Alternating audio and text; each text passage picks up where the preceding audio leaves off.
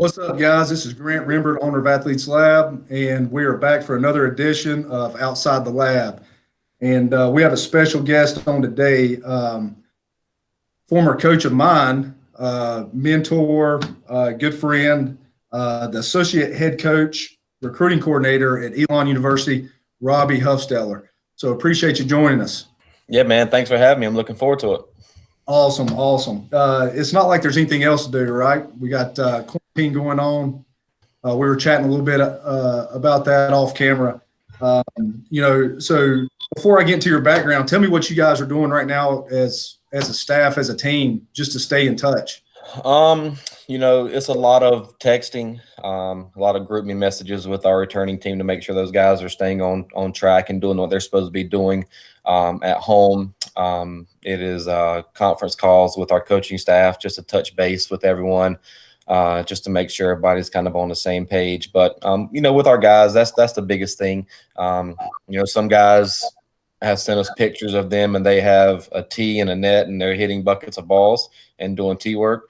Other guys are more fortunate and have full-size weight rooms in their house or are able to stay in shape and do stuff like that. So, there's only so much you can do outside of the office and not meeting face-to-face. So we're doing what we can, through email, through text, through Google Hangouts or Zoom meetings to try to stay on the same page and make sure everybody's staying on top of things.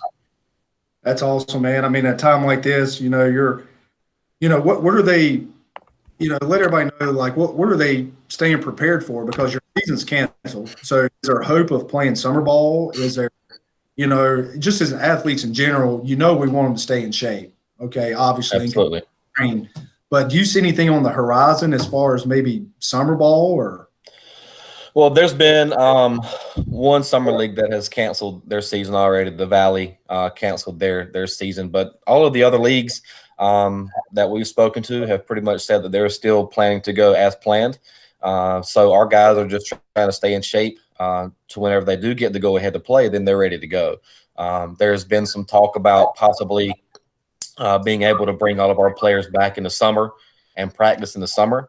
Oh, wow. So that's something else that's kind of been discussed. Nothing is obviously set in stone. That's going to be an NCAA deal, but that's the biggest thing. There's so much uncertainty about when our guys are going to be able to play again. So the biggest thing for them is just to stay in shape whenever we do get to go ahead to play, that they're ready to go and can go play whenever, that date comes around.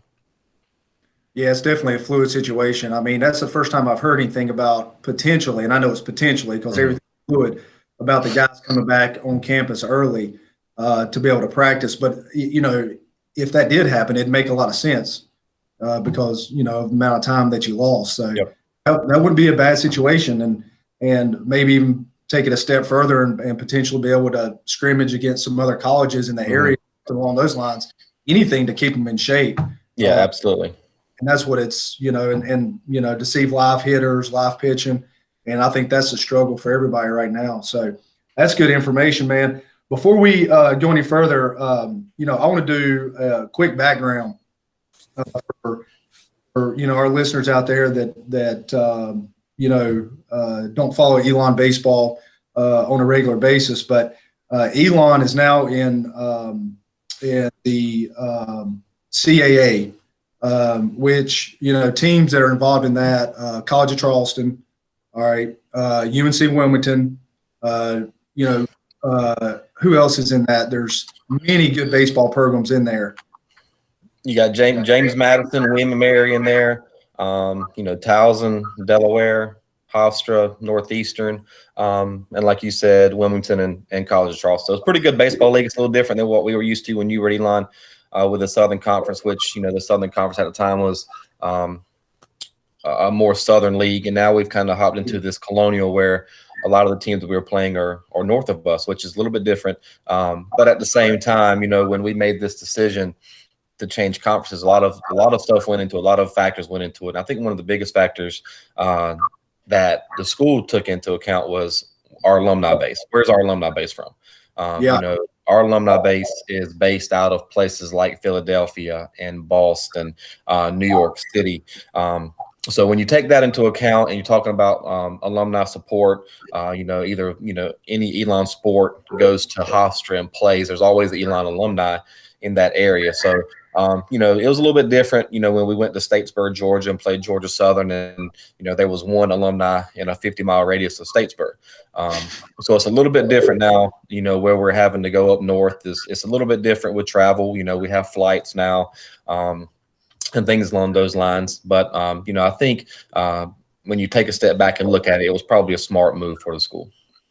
Yeah, that makes a lot of sense. I mean, Elon, for our listeners out there, is a private school located basically between Greensboro, right there in Burlington, but between Greensboro and Chapel Hill would be the best way to put it, right there on that corridor.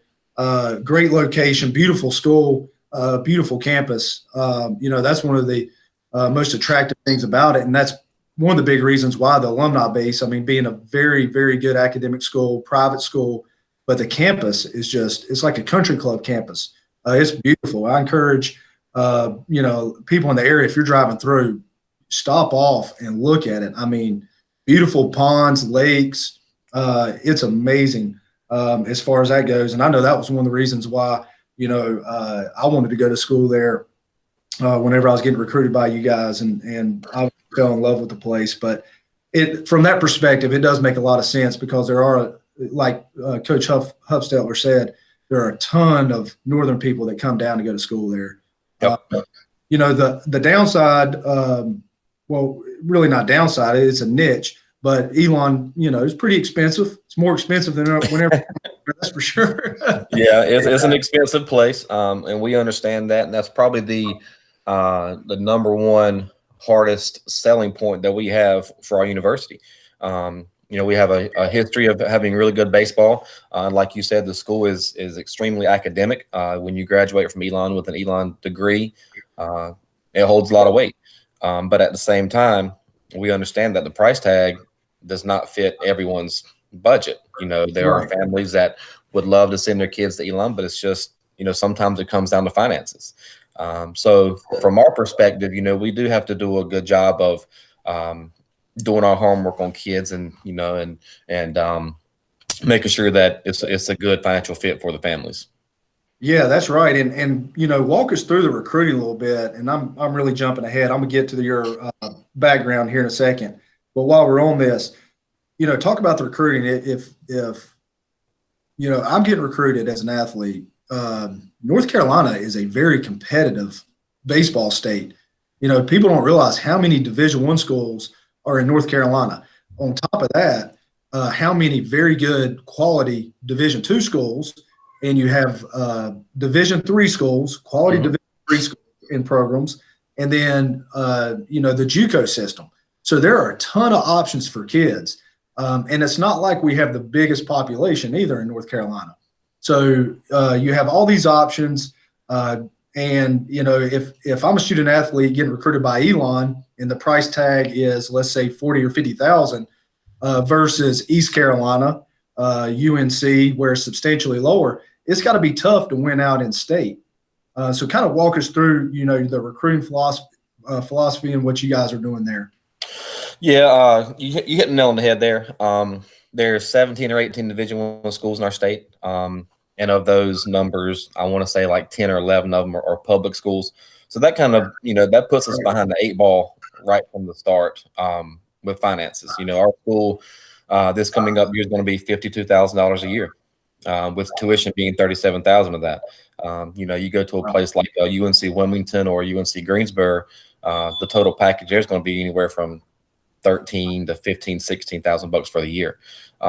So we don't do a ton of recruiting in the state of North Carolina, and that's the simple reason there. We can recruit our tails off to North Carolina kids, but at the end of the day, sometimes it just comes down to what the parents are willing to pay, and a lot of times we're going to lose out on that battle. Right. The kids that we typically get from North Carolina are guys that have some sort of ties to Elon. Either a family member went there, or a grandmother went to school there, or a prior relationship with us as a coaching staff. But it is very difficult to get kids to come to Elon from the state. So that's kind of where, we turned our attention to the Northeast with a lot of kids, recruiting wise. Once you go north of Virginia, a lot of the schools up there are private already. So a lot of your universities are private schools. There's not a ton of public institutions in the Northeast. So our thinking is, let's go up north, grab these kids out of there. They get to come south. They're going to pay the same price, if not less, to go to Elon than they would at let's say a Boston college or an Ivy League school. Let's get them to come south. The weather's better. The baseball is typically better. And they get to come south and with all those factors. And also at the same time, parents in the Northeast, they prepare their whole lives to pay they pay $50,000 for their kids to go to school per year. So they're a little more prepared sometimes than people in North Carolina and the South are. So it just seems to be a better fit for us to be recruiting kids out of the Northeast. Those are very good points right there. And that gives a lot of insight to, different philosophies, whenever it comes to recruiting and really why kids have to, and people that are trying to help kids really have to do a good job of doing their homework and understanding the schools. And it's not the fact that Elon doesn't want to recruit North Carolina. Exactly. Elon would much rather, for the most part, stay in state. It's a lot easier on you. Mm-hmm. It's a lot, better in a lot of areas, but you have to be realistic about it. And, obviously, as I began my coaching career there, that's when the transition, I think, started happening more to the Northeast, mm-hmm. With you and Buck. But you guys have always done a really good job, and you've done a really good job of going out and picking kids out of different pockets in the South too, though. Yeah, and it's kind of the same thing. You have to kind of pick and choose your battles. There are pockets in Florida. There are pockets of schools in Georgia. Some schools in South Carolina where, it's not going to be one of those things where we go down and spend 2 weeks in Florida recruiting Florida kids. Right. That's just not how it works. If there's a genuine interest from a player in Florida, and they come from a place where, they typically are a little more financially stable and have money, then we'll make a trip to Florida to go see specific kids. When we typically will go to the southern states, it's more to see a specific player, one player. Right. When we go to the Northeast, we're more going up there to gather names and see a bunch of kids.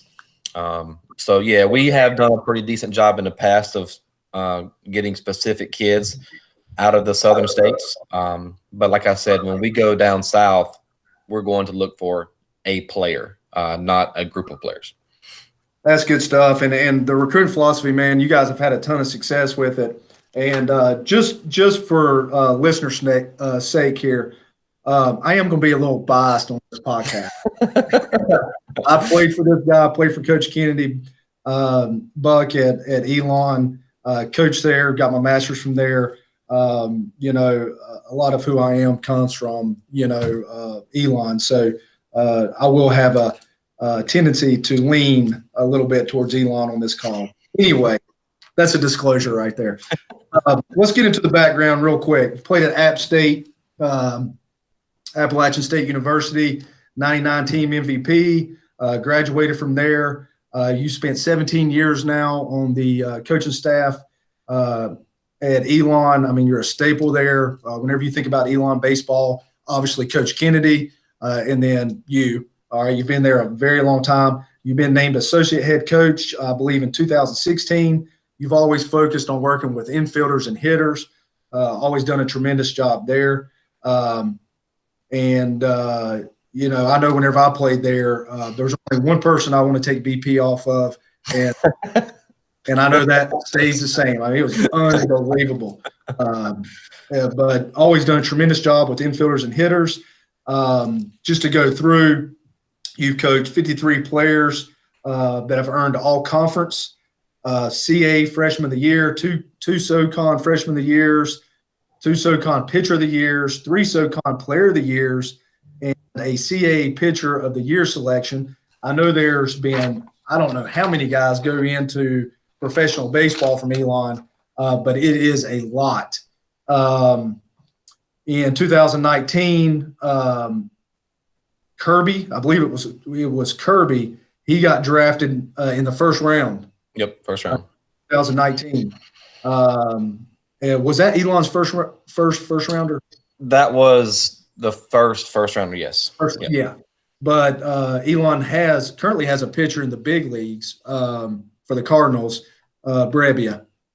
Everybody knows Brebbia as far as that's concerned. He's always had a huge role on the Cardinal staff. We have 4 SoCon titles, I believe. 4 or 5 SoCon titles. 5. I'm sorry. I mean, it just keeps going on and on. So the point of all this is your background is tremendous. Elon, under Coach Kennedy's tutelage, I mean, Elon just historically has always had great baseball. But, under, Coach Kennedy and you guys, you've taken it to the next level. You've been able to produce professional guy after professional guy, winning teams after winning teams. And for people listening, it's not like Elon plays a cupcake schedule. All right. So Elon's always had a really good conference schedule. But then on top of that, the midweek games, always East Carolina, UNC, NC State, Wake Forest, Duke. You just keep going on and on. Now, part of that is Elon sits, like we talked about, in a hotbed of baseball. Yep. It is very competitive.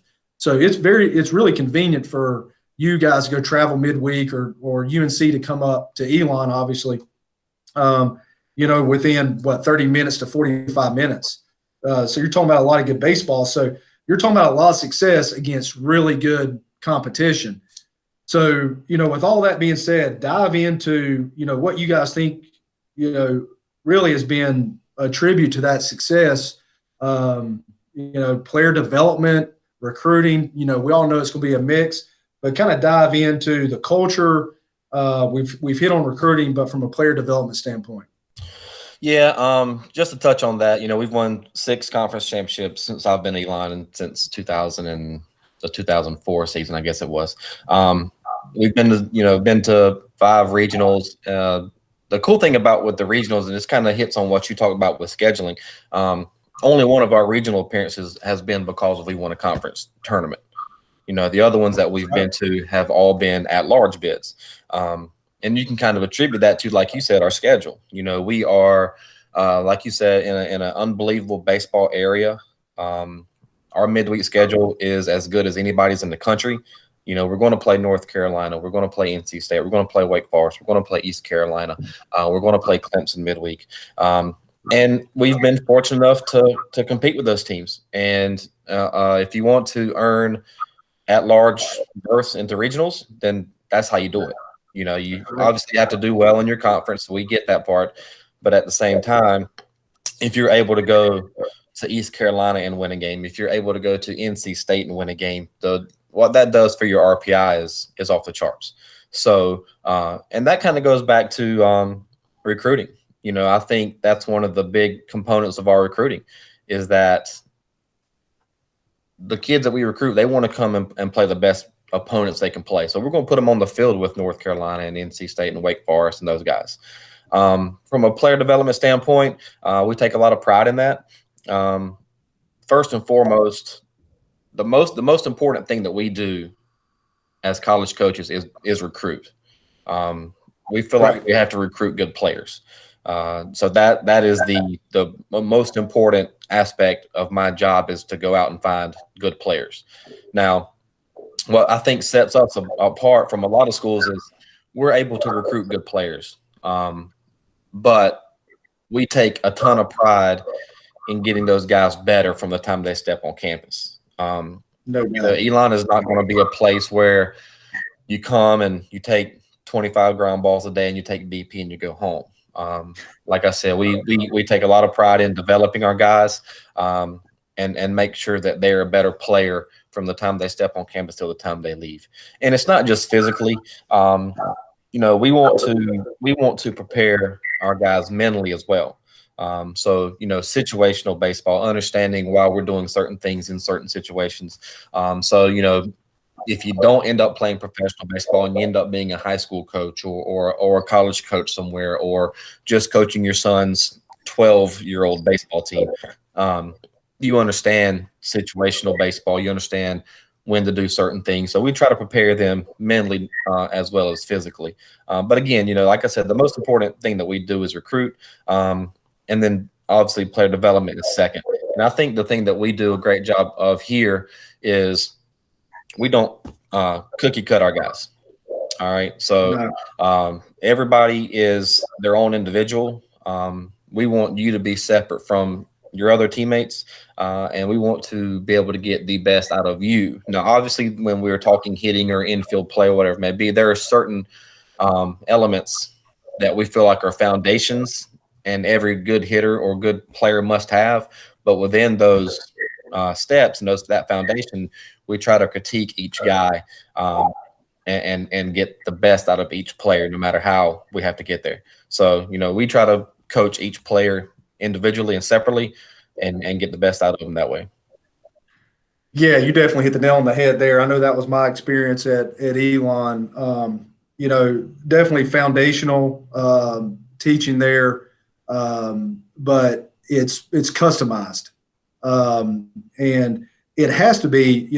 Let's go back to the recruiting, and correct me if I'm wrong, but you're not getting the most polished player out of the Northeast. All right, the kid in the South.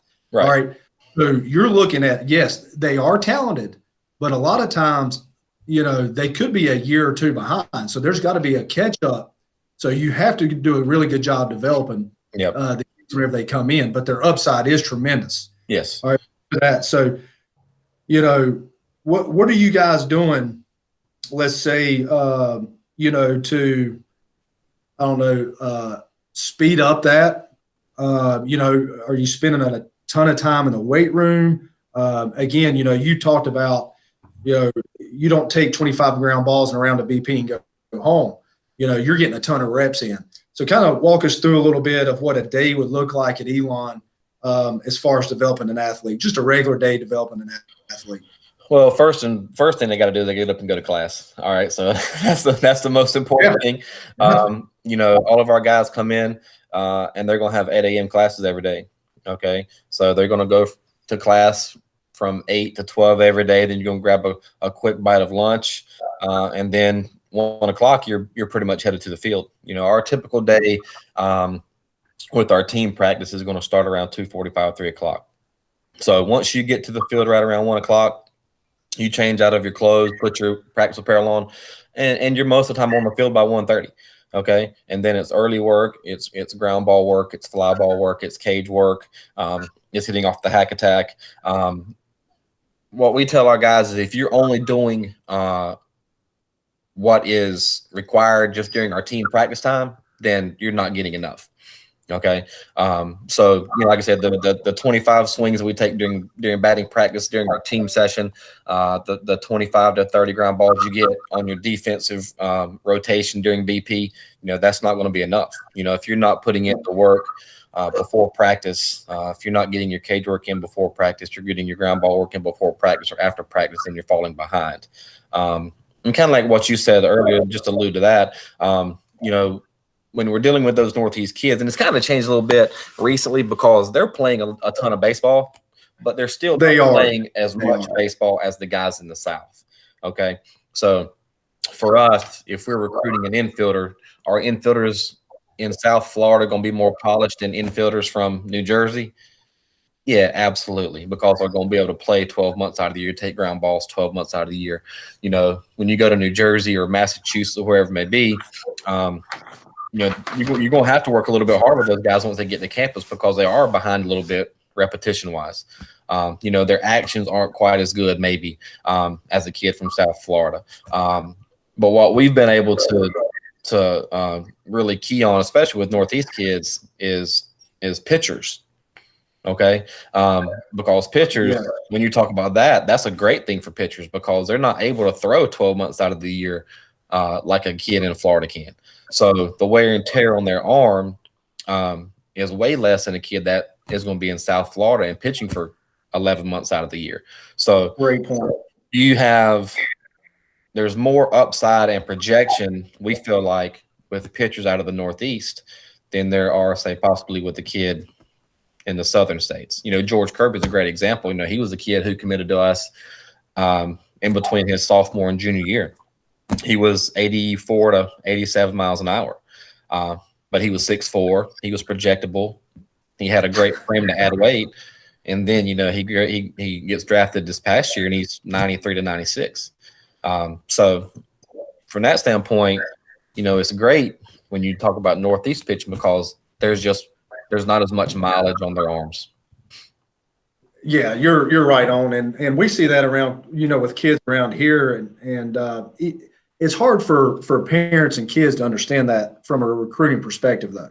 All right, a lot of times they take it, what is. If a kid's throwing 85, then he's throwing 85. This is where he is. But from a college background, you're always looking at projectability in all positions. Athleticism, you name it.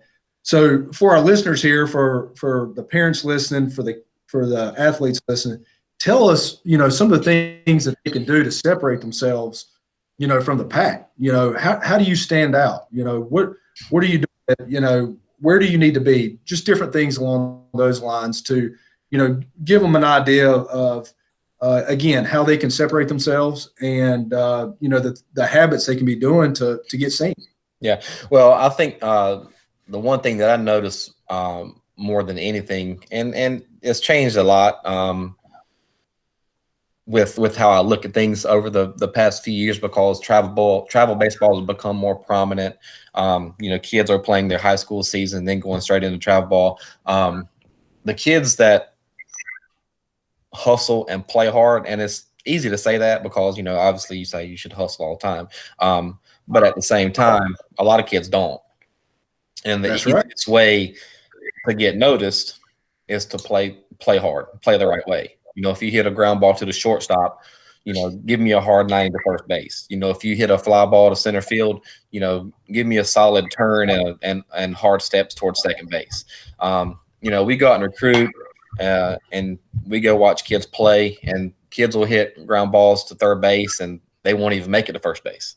Well, not to interrupt you, but what they have to understand for our listeners is whenever they do that, you can't get a time on them. So if you're looking at a kid, let's say it's a shortstop, all right, and you like his actions, you like his swing, but you want to know how he runs and how he moves. Yep. If he's not hustling, then you can't get a good home to first, and that may be the opportunity. That's right. Now, what we have to understand is you're going to another game in an hour, and then after that, you're going to another game. So if you run into another shortstop, that's not the only shortstop you're going to be looking at. Yep. You're going to be looking at other kids. So you're really competing against kids all across Southeast, Northeast. Yep. It's not just the field that you're on. Yeah, and every detail matters. It's hard for kids to understand that at this age, and rightfully so. They don't, they haven't had your experience or our experience, and that's why we're trying to help them. So didn't mean to interrupt you there, but I think that's something that you hit the nail on the head. You're not just recruiting against the guys on the field you're playing on. You're recruiting against guys from, if you're a shortstop, you're recruiting against shortstops up and down the East Coast, for someone that we would want. It's not like we can take a kid right after the game's over and go run a 60 behind the outfield fence, So, I mean, that might be your only chance to show me that you can run a 4.2 to first base. Instead, you lollygag it down there and you run a 6.5, and then the easiest thing for me to do is just to mark you off the list. Because if you're going to do that when we're watching you, then you're probably going to do that when you're playing for us. The biggest aspect, and you got recruiting, is just play the game the right way. Guys that are aggressive on the bases, guys that give you hard 90s, guys that run on and off the field. Guys that are good teammates, picking up your teammates when you score a run, or being a bat boy if you're not up, in the next 4 hitters, running out and getting the bat or chasing foul balls. Stuff like that goes a long ways. And into showing what kind of person you are, what kind of player you are, what kind of teammate you are. And that's probably the biggest thing is like you want a group of guys that are good teammates. You know, if you have guys that are bad apples and are selfish and only care about themselves, then in our culture especially, you're going to get weeded out pretty quickly. No doubt. If you're a guy that puts the team first and all you care about is Elon winning, then you probably got a chance to fit and a chance to stick around. But if you're a selfish guy, then all you really care about is how you do, and if you get your at bats or if you get your innings and your strikeouts, then you know Elon's probably not a place that's going to be a good fit for you. That's good insight right there. That's really good insight. Not to jump around here, but we've talked a ton about recruiting, and because that's really, again, I hit on again. That's what you're known for. Elon's known for, doing a tremendous job recruiting, and then again developing guys, but really getting players that fit that niche. That's really important, and you really alluded to that right there in what you're looking for. For a guy to come play at Elon, it's just not about talent. You have to be able to fit a culture, niche there. And kids have to understand, again, it's not about how hard you throw, how far you hit the ball, how fast you run. There's a lot of other things taken into equation. Will you fit into the culture at whatever school you're getting recruited by? Yep. So on the another way to look at it, just because Elon doesn't recruit you, or just because North Carolina doesn't recruit you, that doesn't mean that you wouldn't be a good fit at East Carolina or UNC Greensboro or App State. Can you talk on that a little bit? I mean, I know you've run across many good players, and they just again, for whatever reason, you may have guys in position before them that may graduate 2 years later. So you're like, man, I love that guy, but we don't have a scholarship for him. So just give the listeners an idea of that perspective on recruiting. Yeah, and that's a big piece that I think a lot of people don't understand. We see a lot of good players, but like you said, if it's not a good fit at the time, that doesn't mean that I don't like you as a player. It just means that we currently don't have a need. If I go out and I watch, and we don't necessarily need a third baseman that year, but I go watch a game and there's a third baseman that can really play, and everybody's like, well, why aren't you recruiting him? I'm like, well, we don't need it. Like, we don't need it. And the crazy thing now is, could we have taken a chance on that kid 15 years ago? Yeah, because we could have 50 players if we wanted to. Now, when you have a 35-man roster limitation, if you don't have that need, then you don't have that need. When we talk recruiting and we go out recruiting, and if we don't need an outfielder, I'll tell our other assistant coach, Coach Redmond, don't even watch outfielders, because you're going to find somebody that you love and you want, but we don't need one. So if we, or you may not have the money for them, or you don't have money. All right. So with this coming class, hey, we need a shortstop, a first baseman, a catcher, and a left-handed pitcher. All right. That's what we're watching. All right. You may be the best player in the world, but if it's not a need for us, then we don't have that need. But I think that's a big portion of it is now with the roster limitations, you can't take chances on those guys like you could in the past, where if they come in here without a certain number of roster spots and you could just take whoever you wanted, then you could take a flyer on a guy. But now you can't afford to do that with a limited amount of roster spots. That's a great point. But just because you're not looking for that guy, that doesn't mean that another school isn't. So it's important for kids to understand the rosters and what's going on, but also they need to understand that the coaching community is really tight-knit group of guys. Absolutely.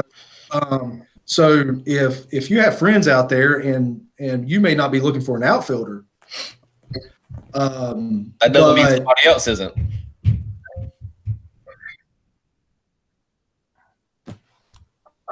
That's exactly right. You could be really late at night saying, man, I wish I could find an outfielder. And the next thing you know is you open up your book and you point to a kid and say, and circle him and say, hey, man, go check this one out. Go see this guy. All right. Yep. Too much detail about that, but that happens all the time. Absolutely. I mean, when we are out recruiting, and sometimes it can happen, and this happens mostly in the spring because, that's when we do the majority of our junior college recruiting. So I may I'm good buddies with Coach LaCroix at Clemson, Coach Forbes at UNC, Coach Hart at NC State. So, if we need a junior college first baseman, I'll text those guys, hey, have you seen a JUCO first baseman? And if they have and they don't need one, then they'll spew off some names for me, and I'll follow up on them and see what the kids have done and how their numbers look. But I've done the same thing for other guys. If there's a certain position that we don't need, and people text me, and I feel like there's a player out there that's a good player that can help them win, then we'll tell them about it. Our biggest thing is we want, are we competing against each other on the field? Yeah, absolutely we are. But at the same time, we're not big enough where we won't help a good buddy of ours who coaches somewhere else that has a need for a player. That's awesome, man. And it goes back to, what we do at Athletes Lab and what you guys do. Yes, you want to win, but at the end of the day, you get into the profession because you want to help kids be successful. You want to help athletes be successful. Mm-hmm. You want them to have an opportunity to go play baseball. That's what you were able to do. People helped you along the way. So at the end of the day, the baseball community is one tight-knit community, and relationships really, really matter in our sport. But again, at the end of the day, it's all about helping the kids. And you just really hit some really good points on that right there. So that's awesome for our listeners to hear. So point to all that, guys, is no matter who's there, it doesn't matter if it's Division III, JUCO, Division II, Division I school. Always play hard, because there's also always somebody watching, and they're connected and always looking for players. So with that being said, let's flip it over a little bit and let's talk about technology, being implemented into the game. And, Elon's always done this, a lot of video early on breaking down. But let's talk about, the biomechanics and technology, and, you have Rapsodo and you have all this other stuff now. Talk about that a little bit, and if you guys are implementing it, and how you're using it. Yeah. We have been fortunate enough to have a flight scope device that sits behind our home plate. It records every pitch that our pitchers throw in practice and in games. We have a Rapsodo that we use in our bullpen sessions with our pitchers. We use blast motion with our hitters. So there's a lot of stuff that goes into play, and this stuff kind of became hot and heavy just a few years back. But now, especially from the pitching side, a lot of this new age pitch design stuff has become pretty hot and heavy. Spin rates have become pretty popular. You want to be either above or below a certain RPM with your fastball. And I think the biggest thing is from a pitching side, pitching coaches forever have always harped about pitchers pitching down in the zone. And now what you are able to find is guys with high RPM fastballs, they can pitch up in the zone much more effectively than they can down in the zone. So as a pitching coach 10 years ago, if guys pitched up in the zone, you thought it was the worst thing ever. You always preached and taught to pitch down, down, down. But now what we've come to find is guys with the high RPMs can pitch up in the zone, and that might be their most effective location for their fastball to be used. So a lot of that stuff goes into there. We're able to see spin axes on pitches, RPMs on every pitch that they throw. You're able to manipulate grips to try to add and subtract RPMs on certain pitches. So it's kind of become crazy how technology driven it has become, but everybody's doing it, so you have to try to kind of keep up with what everybody else is doing. And we've been fortunate enough to have those two devices for use with our pitchers. Blast motion is something that we use with our hitters. It tracks bat speed, hand speed, time to contact, launch angle, all of that stuff. And our flight scope equipment will also track that stuff. So, when we're playing games at home, every batted ball, we get a launch angle, we get a estimated distance on it, we get an exit velocity, and all that stuff. So I think the biggest thing there is and it's something that we've always known. If you have an exit velocity of 87 miles an hour, then you can't hit the ball in the air because you're going to fly out a lot. Okay. If you have an exit velocity of 95 to 105, then you can hit the ball in the air a little more. Okay. Because that extra exit velocity is going to help the ball travel further and go out of the park at sometimes.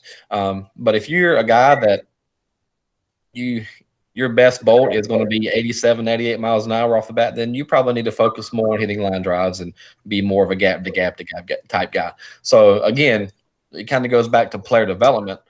With that those pieces of equipment allow us to kind of draw up a game plan for what type of player you should be. Not the type of player that you want to be necessarily, but the type of player that you should be.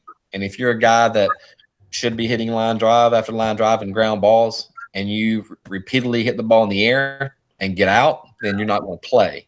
So it all goes back to being the type of player that you're capable of being, not necessarily the type of player that you want to be.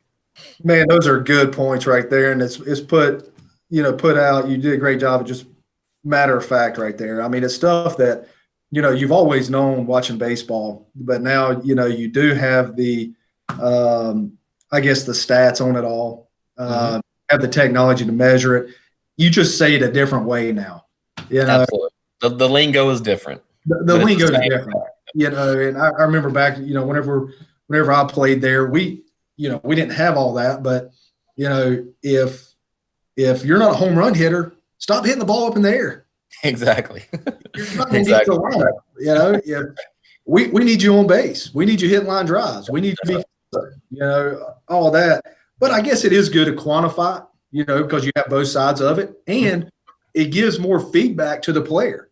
So you can sometimes use it, in your case, look, here's your exit velocity.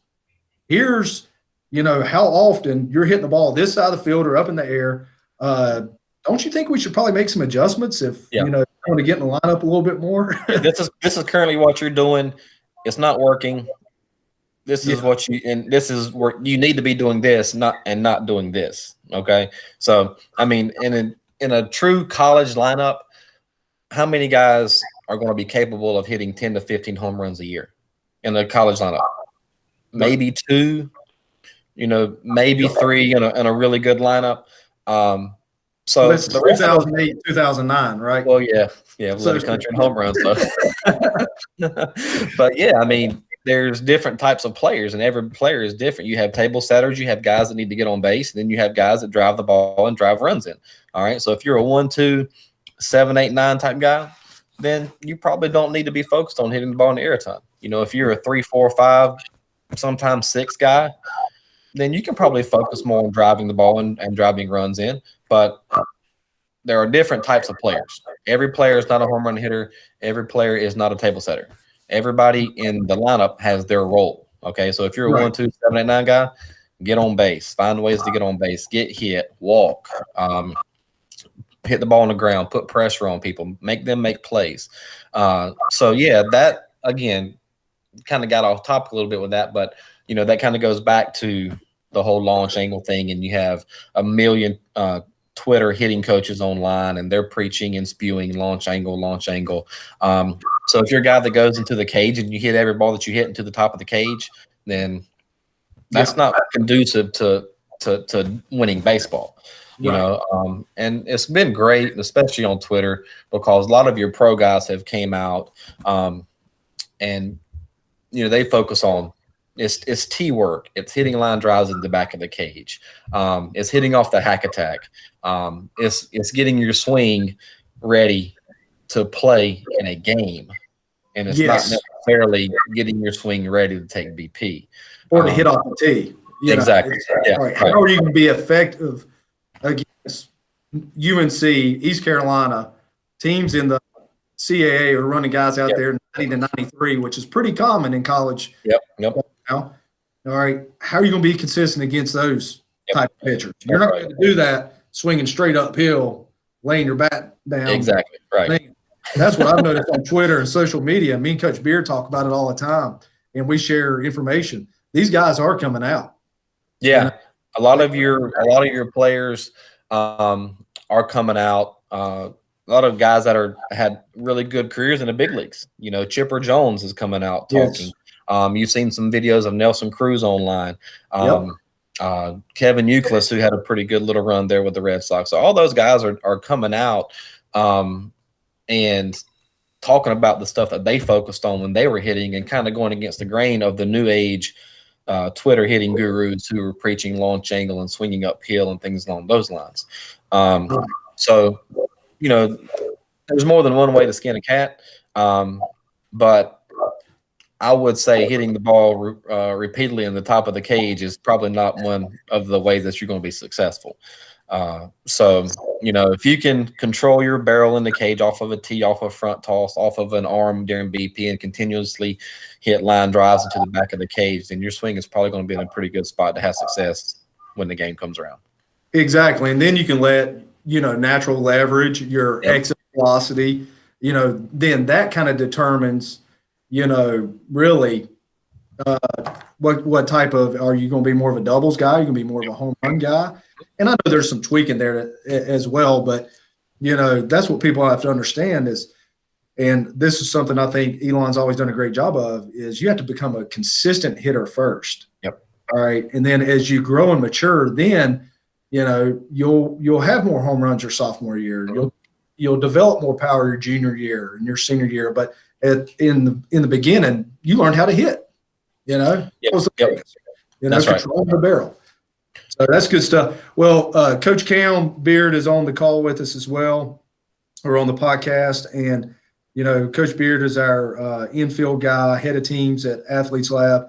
Huff is a longtime infield coach at Elon. So you guys chat a little bit about Elon and infield play at Elon, and let's pick the brain a little bit on that. Yeah, Coach, one thing, and I appreciate you saying it earlier on, this was back earlier in the show, but you talked about your guys' daily schedule, be it in the fall or in the spring. And one thing that you mentioned was their early work and the importance of that. That's something that, we're preaching all the time, whether it's in the facility to our guys or our coaches, or trying to make sure that players understand exactly what you said, that, man, if you think that we can get you enough reps to be where you need to be in a team practice setting, you're just kidding yourself. So I appreciate you saying that. And if you don't mind, expand on what are your guys doing during that hour and a half? And for our guys, maybe they don't have that much time. Maybe it's 20 minutes before practice. But I mean, I'm a 14-year-old kid, and I get to practice 20 minutes early. What am I doing? And one thing that I think guys need to realize is, it's not always just getting a few swings off the tee to be ready, or long tossing. Maybe it's, ground ball work, some everyday drills there. Maybe it's base running. Maybe it's things that aren't always able to get hammered out in detail in practice. So if you don't mind, talk about, what are your guys doing there? How do they develop that routine? Is it older guys, helping them come along? Are there things that you guys do? Talk about that a little bit, if you don't mind. Well, yeah, I think the groundwork for the early work and things like that is laid. The foundation is laid by your older guys.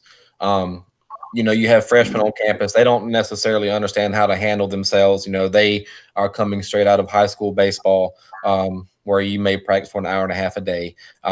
So when they get to campus and they see our juniors and our seniors going out an hour and a half before practice, they at first they kind of tag along, but they're learning. So our culture with that is, our older guys do that. They lay the groundwork for that, and they teach our younger guys how to go about their business and how to get their work in. And that's one of and a little bit off subject, but I think that's kind of when you have a good culture, is when your older guys are doing your coaching. No doubt. It's not everything that is done by our team is done by the coaches. If when our older guys are able to handle a lot of the stuff with our young guys, then we feel like as coaches, we've done a pretty good job of laying that groundwork for those guys.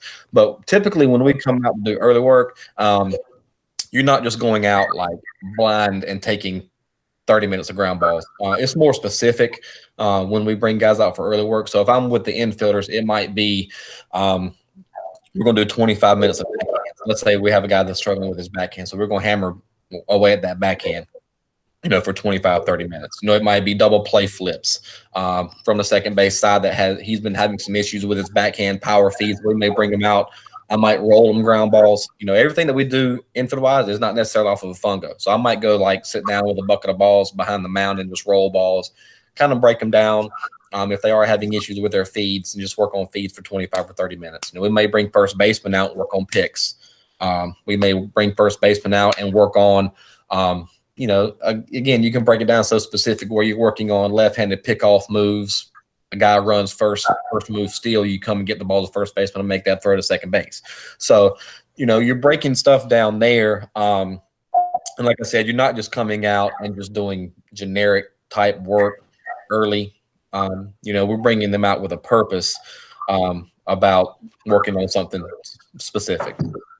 Yeah, that's awesome. A couple of the keywords I heard there were purpose, detail, specific, and really it seems like there was an emphasis there on working on improving deficiencies or things that maybe I'm struggling with.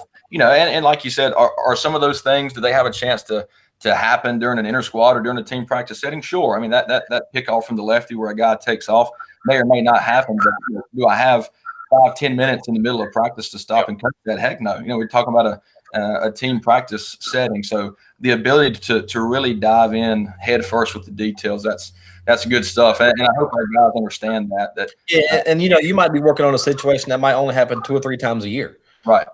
But at the same time, when those happen, you want to be prepared for them.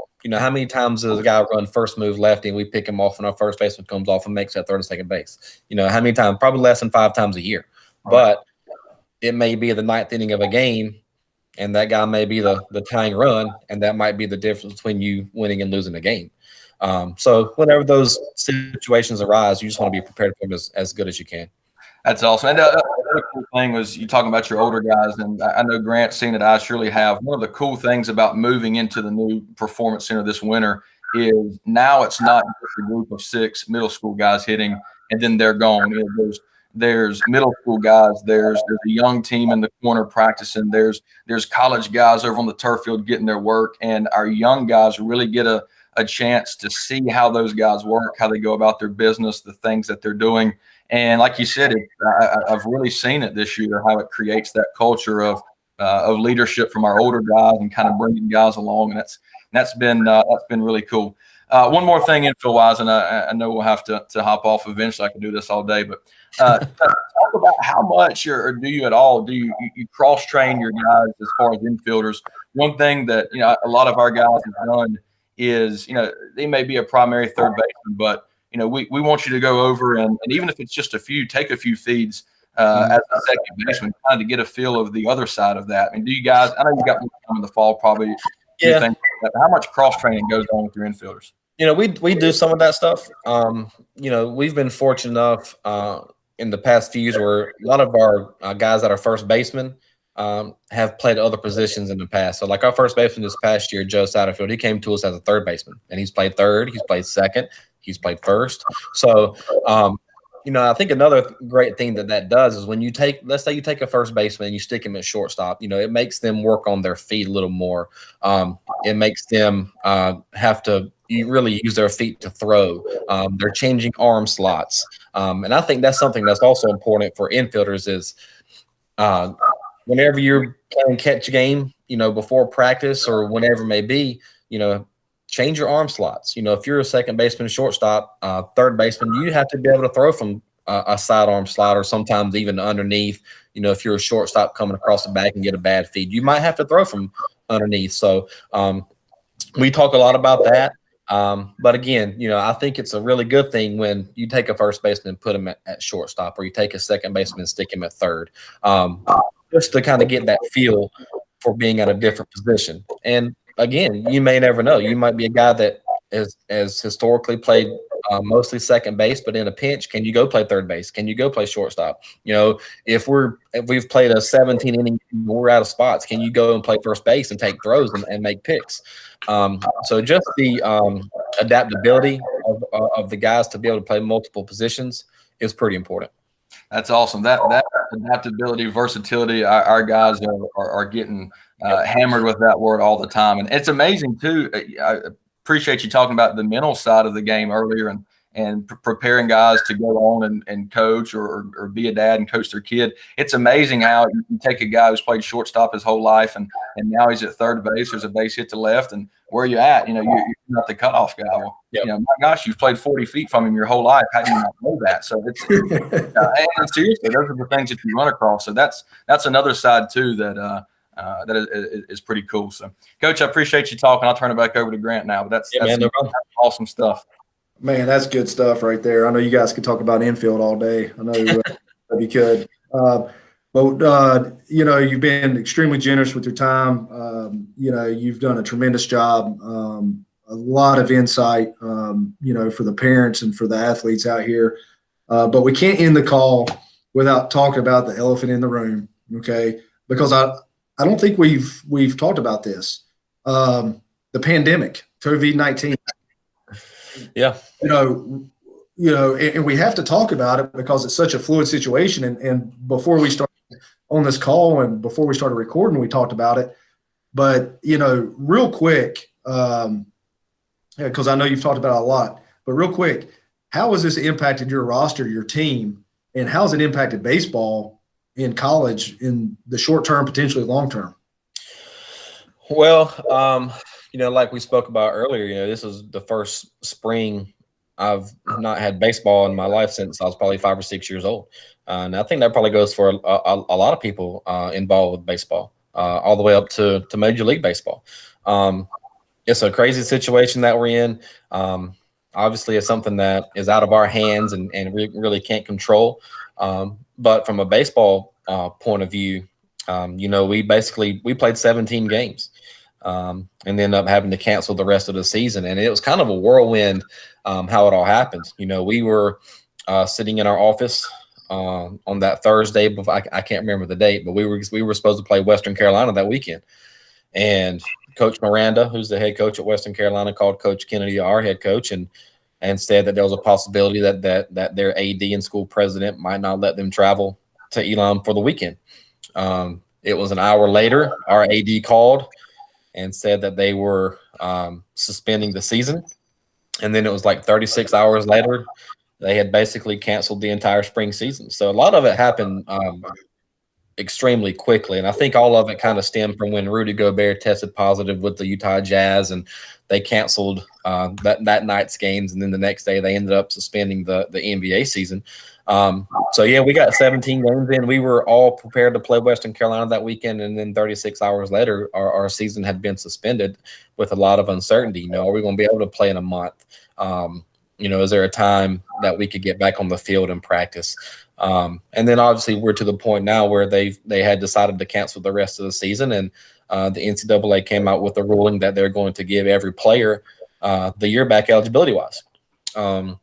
So now what that's done to your roster is the NCAA said that they were going to allow the seniors to come back, and that was not going to count against your 35-man roster. So let's say we had 10 seniors, 5 of them decided to go and work and join the workforce and go to the real world. 5 decided to go back. So this coming year we could have 40, and that won't count against our 35-man roster. So now what that happens, now you're talking 5 more players for next year. You're talking how does that affect your incoming freshmen? We have a senior first baseman who's coming in or coming back to us. Now, how does that affect any first baseman that we have coming in as a freshman? Do you redshirt guys? Do you tell them the situation, what's going on, and see if they want to go to a junior college? We haven't had to do that yet. All of our guys in our 2020 class are still fired up and excited to get to campus. But those are things that a lot of people have to consider. Scholarship money. Can you pay your seniors to come back and put them on scholarship money? Is the school going to help out and flip some of that bill? I mean, there's just so much uncertainty with all of this. We don't know. Like, there's so many questions that don't have answers right now. We're just playing it day by day. We got a phone call yesterday from Coach Kennedy. And he had just gotten off of a conference call with all the head coaches and all the ADs in the league. And, there's a possibility of only playing conference games next year. for baseball. Instead of playing 56 games, maybe playing 35 games. There's a possibility of moving college football into the spring and making it a spring sport. So there's so much unknown, but there's so many scenarios that are going on. But there's just, like I said, there's just so much uncertainty. We don't know when we're going to have a vaccine. We don't know when we're going to have a treatment. Are we going to be able to play fall sports? Our online or our summer classes at Elon have been moved to all online classes. So again, there's just so much uncertainty about what's going on. Even after a month and a half of doing this, we just really don't have all the answers that we need, to move forward yet. Right. Wow. That's good insight on that. And, if you look at it long term too, you look at the amount of juniors you have, they're repeating their junior year. Are they going to be coming back? That affects your 2021 class. Yep. It's a cycle. It's going to be like a 4 or 5 year cycle. Because they, like you said, the high school seniors or high school kids, they didn't redo their right. year. Yep. So, and then on top of that, you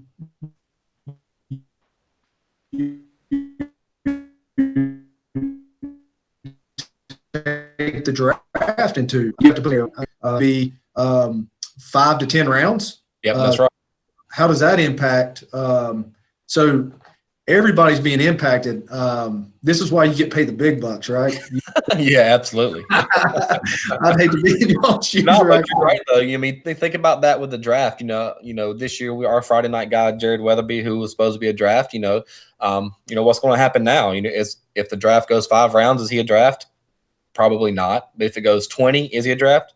Probably so. Other schools are having to deal with that as well. You're talking about, let's say, a program like an NC State or UNC who may have 5 juniors that were going to be top 25 rounders and probably sign, but now there's not going to be 25 rounds. There's going to be 5 to 10 rounds, and you have to find scholarship money for those guys to come back, and you have to somehow work that out because at the beginning of the year you weren't planning on those guys being around, and now with all this going on, it kind of throws a wrench in your roster.